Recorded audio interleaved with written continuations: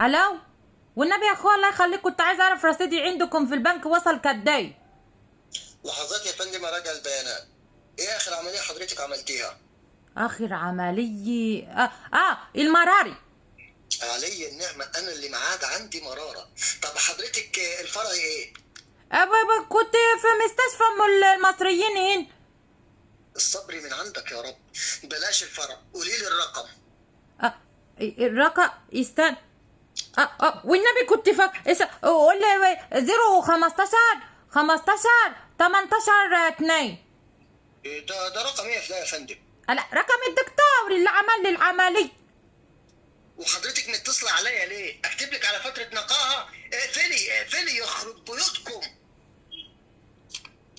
ايه ده، في ايه؟ هو الراجل ده ماله خلقه ضيق له كده؟ طب ماني كده ما عرفتش يا ترى ال 200 جنيه اللي انا سايباهم عندها بقى عندهم في البنك بقى لها سابوه، جابت ارباح كداي.